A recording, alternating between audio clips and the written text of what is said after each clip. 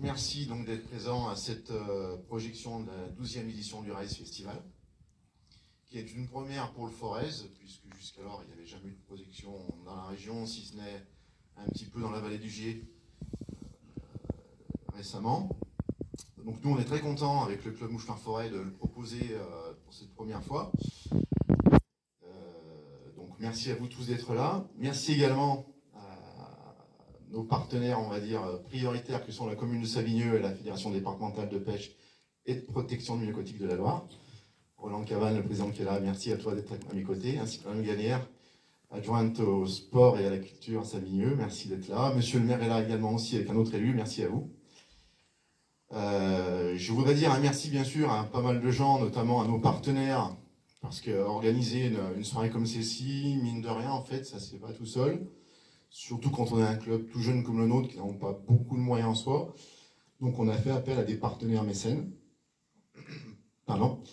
Donc merci à JS Patch, Joël Santoni, qui devait être là ce soir et qui finalement, au dernier moment, m'a dit « je ne peux pas venir », c'est bien dommage. Donc JS Patch qui fabrique des équipements pour gilets pêche à la mouche. On a également la soie des sources de Lozère, avec Michel Sandon qui fabrique des soies naturelles, qui lui également nous soutient sur cette projection. Nous avons également du coq à la rivière, donc, qui est un éleveur de plumes coq limousin pour la fabrication de mouches de pêche. Et enfin la société Rodaus, qui elle commercialise en fait des matériaux et composants road building, enfin une fabrication de canne à pêche, et qui est même devenu le leader européen en la matière. Donc que des gens en fait qui fabriquent et travaillent en France. Donc pour nous c'était aussi important de mettre en lumière des gens comme cela. Voilà. Sinon, je souhaiterais également remercier bien sûr tous les membres du club. Ils sont nombreux là parce qu'ils se sont aussi mis à la tâche, on va dire, pour l'organiser, ne serait-ce qu'avec les affiches, les flyers, la tombola. Voilà, il fallait dégager des finances pour être accueilli dans une belle salle comme ici et proposer quelque chose de bien. Et par ailleurs, merci également au Cinérex de nous accueillir, notamment à sa directrice, qui a bien collaboré, et je la remercie pour organiser tout ça. Voilà. Ceci étant dit, le Rise, je ne sais pas, certains, j'imagine dans la salle, ont déjà participé à des projections du Rise. Le Rise, qu'est-ce que c'est? Le Rise, en fait, c'est un nom anglais à la base qui veut dire s'élever, donc s'élever, monter. Monter, en fait, ça symbolise ni plus ni moins le poisson qui monte gober l'insecte. Donc d'où le nom Rise donné à ce festival, qui est né en fait en Nouvelle-Zélande, sous l'impulsion de Nick Regard, qui en fait a une compagnie cinématographique de projection de films exclusivement de pêche à la mouche, qui s'appelle Jinker Media. Et en fait, quand il a commencé ça en Nouvelle-Zélande il y a 15 ans, il y a eu un succès immédiat et très fort, qui a suscité ensuite dans d'autres pays, d'autres continents, la même envie de faire des choses similaires. Ce qui fait qu'en fait, au bout d'une quinzaine d'années, on a 3 continents, et une quinzaine de pays au monde qui proposent le Rise, donc dans des déclinaisons un peu différentes. Donc on a 5 Rise en fait en totalité, à savoir le Rise bien sûr Nouvelle-Zélande, on a le Rise Argentine, et après on a le Rise France, Allemagne, et j'en oublie un, l'Australie. Voilà. Donc côté français, les choses sont nées il y a une douzaine d'années avec Pierre Monat, qui est de la région, c'est un pêcheur à la mouche du Puy-en-Velay, qui est passionné à la fois de pêche à la mouche et de films cinématographiques et de photographie. Donc il n'est pas là ce soir parce qu'il a été longtemps le président, il a passé le flambeau à Sébastien Carlet, donc cette année, et Sébastien non plus n'a pas pu être là, donc je les excuse, je parle en leur nom, mais ils sont très heureux qu'on fasse ceci à Montbrison. Et donc Pierre Monat, pour en revenir, donc lui a proposé ça il y a 12 ans de manière un peu confidentielle au départ au Puy-en-Velay, et puis progressivement ça a fait tache d'encre, parce qu'il y avait une vraie affluence et un vrai engouement. Et au jour d'aujourd'hui, au niveau du Rise Festival France, qui est en fait une association française et francophone, les projections se font à la fois en France, en Belgique et en Suisse. Donc rien qu'en France, on a 19 dates cette année. Donc c'est quand même pas mal pour quelque chose qui est né au départ d'une passion de quelques personnes. Et même au jour d'aujourd'hui, le Rise, c'est pas une très grosse machine en termes de personnes. Par contre, c'est une grosse machine bien huilée en termes on va dire, de compétences. Parce qu'ils ne sont pas très nombreux, mais ils sont très motivés, très compétents. On est sur une association loi 1901, c'est-à-dire tout l'argent qui est en fait collecté par les entrées aujourd'hui, comme dans chaque projection, en fait, elle est intégralement reversée pour promouvoir en fait le cinéma pêche à la mouche français. Parce que c'est vrai que les anglo-saxons ont longtemps été, on va dire, à la pointe et ont proposé des choses très intéressantes. Et on était un petit peu, fut un temps, en arrière. Et au jour d'aujourd'hui, c'est loin d'être le cas. On arrive à proposer des choses très bien, avec des films soit réalisés par des pêcheurs français, des réalisateurs français, voire même sur des rivières françaises. Parfois, c'est mixte avec des pêcheurs français à l'étranger. Mais au jour d'aujourd'hui, on est capable de proposer des choses bien plus intéressantes, grâce notamment au RISE, qui soutient financièrement en fait, chaque année, grâce aux produits et des recettes, ces gens qui produisent et réalisent des films. Donc ça, c'est très intéressant comme concept. Il faut que le RISE dure, parce que regarder des films avec la fibre chez soi, c'est bien, mais en faisant ce qu'on fait ce soir, on participe à la promotion justement de la réalisation de films tels que ceux qu'on va voir ce soir. Donc c'est très important. La programmation, on a dû vous la donner. Je suis très bavard, donc on m'a dit quand même de pas trop parler, sinon Roland va jeter sur moi de me prendre le micro. Mais la programmation, normalement, elle vous a été communiquée à l'entrée. Donc vous l'avez vu, il y a 6 films, il y a un film allemand, il est en sous-titrage. J'en ai vu quelques images, je sais qu'il est dédié à la promotion en fait, à la restauration d'un cours d'eau. En tout cas, quelque chose comme cela, en fait, la renaissance d'un cours d'eau. On a un deuxième film, donc le premier est allemand. Le deuxième film, pour le coup, on est vu sur le 100% français de mémoire.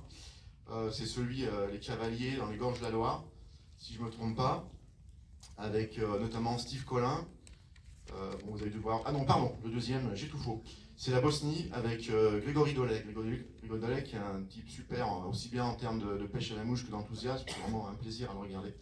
Et donc là, c'est sur les rivières en plus comme la Ribnik et la Pliva en Bosnie. Donc à mon avis, les images sont vraiment super. Là, j'ai rien vu.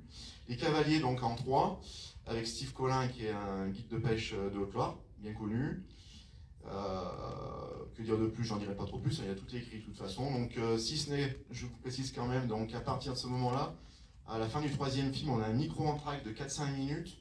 S'il y en a qui veulent faire une petite pause, mais rapide, parce que ce n'est pas un entracte à proprement parler, c'est vraiment une mini-pause de 4-5 minutes où on aura un teaser qui passe par rapport on va dire, aux partenaires professionnels. C'est une obligation. Et enfin, après, on redémarre sur 3 autres films, notamment avec Jean-Charles Mort sur la pêche du silure. Sur le Tarn, là aussi, c'est des potes. Et puis après, on a L'Ombre de la Vienne avec Vincent Abéillon. Là aussi, donc financement, on a 3 films financement RISE. Et enfin, un dernier film qui lui est carrément exotique, puisque c'est un Allemand de Cologne qui a déjà fait d'autres films et qui est sur des pêches de flat en fait dans l'océan Indien, mais bon, avec des super images et des super poissons. Voilà, je vous ai à peu près tout dit sur le RISE. Un petit mot rapide quand même sur le Club Mouchoir Forêt, parce que bon, c'est quand même nous qui proposons, entre guillemets, cette projection. Le Club Mouchoir Forêt, donc il est né il y a 1 an, en fait. On fête notre anniversaire avec le RISE. Il est né il y a 1 an et 4 jours. On était une quarantaine au départ, désireux de créer un club dans le Mont-Brisonnais, en tout cas au pied des monts du Forêt, dans un secteur dépourvu justement de clubs. Et là, je rends un coucou, parce que j'ai vu des gens du Club Mouche Pêche Sportive Forêt-Volette, peut-être qu'il y a des gens du Rouennais aussi. Donc un message d'amitié à tout le monde, bien sûr. Donc nous, là, on va dire, on s'est installé gentiment à Montbrison et très bien accueilli à Savigneux, à la maison des associations, tous les mardis soirs pour nos montages de mouches. Et puis également à la salle polyvalente pour l'école de lancer, qui a démarré en début janvier avec 13 inscrits et qui s'achève. Donc tout se passe bien, ça marche bien, c'est dynamique. Bon, après, comme tout club, on propose à l'année bien sûr des sorties annuelles sur plusieurs jours, et puis quelques sorties plus journalières, ponctuelles en réservoir, ainsi bien évidemment des animations et des formations, puisqu'on est affilié FFPS, ce qui veut dire qu'on peut prétendre à des formations qui sont divulguées par des compétiteurs de haut niveau, mis à disposition par la FFPS, qui permet de se confronter, en tout cas, enfin confronter, c'est pas vraiment le terme, mais en tout cas d'avoir des témoignages et de l'apprentissage entre guillemets de gens qui sont de haut niveau et qui permettent de nous apprendre et de progresser plus vite. Après, nous on n'a pas parlé de cette compétition du tout. Hein. L'adhésion à la FFPS, elle est surtout liée au fait de pouvoir rencontrer et côtoyer au plus près des gens qui, eux, maîtrisent parfaitement divers techniques. Et voilà, c'était apporter un plus par rapport à ça. Après, si les gens le désirent, on fait aussi de l'arbitrage. Donc cette année, on va proposer une formation d'arbitre. Et puis également sur le lancer, normalement à terme, on devrait passer les formations d'initiateur lancé, même si chez nous, des gens sont déjà aguerris en fait à l'école de lancer depuis de nombreuses années. L'idée, c'est quand même de rentrer dans le sérail, on va dire, de la fédération, par le biais de formation et diplômes. Bon, tout ceci, ça se fera au fil du temps, mais voilà un petit peu l'essence du club. Dernier mot, après j'arrête tout. Le club, comment on fonctionne. On essaie de fonctionner, parce que c'est vrai qu'on a grossi un peu vite, et c'est pas forcément aisé à gérer. Donc pour aussi que tout le monde s'y retrouve et que tout le monde y prenne du plaisir, on fonctionne par commission. Donc il y a une dizaine de commissions dans le club. Chacune des commissions a à sa tête un référent et puis des correspondants en dessous. Donc que ce soit une commission matérielle, une commission communication, ça peut être une commission animation, bien sûr, lancée, une commission mouche, une commission sortie. Voilà, il y a moult commissions en fait, pour les différentes thématiques. L'idée étant, d'alléger un peu le travail des uns et des autres, parce qu'on ne peut pas tout faire. Et puis surtout, c'est que tout le monde s'y retrouve et se sent investi en fait. Mais personne n'est forcé, mais l'idée c'est de travailler de manière un peu plurielle. Voilà, que chacun, quand il a envie, s'implique autant qu'il le veut, qu'il soit du bureau ou non. Il y a des référents qui peuvent être hors bureau, c'est pas un souci. Ils mènent des projets de bout en bout. Et parlons au nom du club. Voilà. L'idée étant qu'il y ait, bien sûr, il y a un fil moteur, c'est qu'on est au courant, bien sûr, dans tout le canevas, que le bureau est au courant comment les choses se déroulent. Mais voilà, il y a des gens qui sont amenés à mener les projets de bout en bout sans nécessairement faire partie du bureau. C'est un peu l'esprit qu'on essaie de développer pour que, en fait, il y ait un réel engouement et un plaisir tout un chacun. Voilà, je n'irai pas plus loin. Je vais simplement passer la parole à Madame Gagnère, donc élue de Savigneux, si elle veut dire un petit mot, alors on aura plaisir. Ensuite à Roland, bien évidemment, de la fédération, qui a griffonné aussi, je sais, pas mal de petites choses sur la pêche à la mouche, entre autres, bien sûr, dans le département. Encore merci à vous deux d'être là. Merci, Monsieur le Président. Donc moi, je serai assez brève, je ne veux pas prendre trop de temps sur votre soirée. L'essentiel est de regarder les films. Alors pourquoi on a accepté leur suggestion de venir s'installer à Savigneux? Tout simplement, ils nous ont sollicité parce qu'on est un petit peu commune centrale sur la plaine du Forêt. Et puis finalement, le courant a assez bien passé, on va pas parler de courant marin, mais le courant a assez bien passé entre eux et nous. On avait la possibilité de leur mettre à disposition des salles comme ils le souhaitaient. On a répondu à leurs besoins, donc je pense que c'est l'essentiel. Et puis moi, je croyais qu'en ayant un étang, on pourrait peut-être leur fournir un lieu de pêche, mais non, apparemment la pêche à la mouche, ça ne se fait pas en étang. Donc on a un petit peu tout faux là-dessus, mais bon, c'est pas grave. Voilà, donc je vais passer la parole au président qui a plus de choses importantes à dire que moi.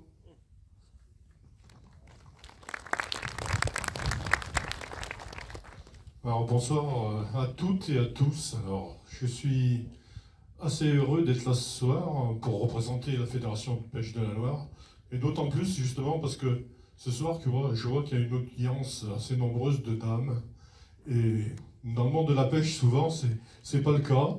Dans les assemblées générales on se retrouve souvent entre messieurs. Alors c'est bien qu'il y ait des dames qui s'y intéressent, et voilà, on va vous montrer, pour celles qui peut-être connaissent un peu moins ce que c'est la pêche à la mouche. Alors dans un premier temps, je voulais d'abord remercier cette nouvelle association avec laquelle la fédération est en train d'établir une collaboration. Et dans ce biais, donc, je voulais aussi remercier surtout aussi son président, Éric Deschamps. Oui, mais il faut un maître à bord.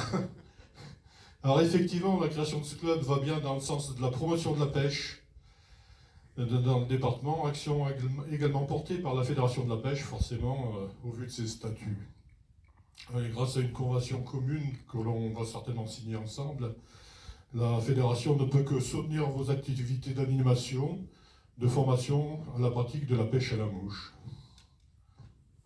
Alors je voudrais vous parler un petit peu maintenant de ce qui se passe dans le département pour cette pêche à la mouche. Alors même si notre département n'est pas un de ceux les plus prisés pour cette pratique, il n'empêche qu'il nous reste encore que quelques rivières emblématiques. On peut peut-être citer la Dôme, l'Anse, le Lignon. Et c'est donc pour attirer et contenter encore plus de pêcheurs qu'une réflexion a été menée avec les APPMA depuis quelque temps au sein du département pour la création et l'ouverture de différents secteurs no-kill. Un des secteurs que certains connaissent sur le Gier, le Rhin, le Lunion, le Furin. Et en l'occurrence, un certain nombre de ces spots commencent à avoir une certaine notoriété, puisqu'on y voit de plus en plus de pêcheurs, entre autres des pêcheurs à la mouche. De la même façon, les deux plans d'eau du Son et de Noir-Étable, de septembre en mer, rencontrent de gros succès. Empoissonnés régulièrement avec des salmonidés de qualité, ils font la joie de nombreux adeptes. Environ 850 pêcheurs annuels pour Luçon, 1500 pour Noir-Étable. De la même façon, les deux plans... Nous avons donc été certainement les précurseurs en la matière avec l'ouverture de ces plans d'eau gérés par une fédération. J'ai perdu mes pages. Le succès est là puisque Noir-Étable est l'un, voire le plus fréquenté de France de ce système de fonctionnement. Ouais. Donc voilà, c'est vrai qu'il y a quelques années, on avait mis en place ces plans d'eau réservés à la pêche à la mouche et qu'il y a un fort succès. Donc voilà. Et tout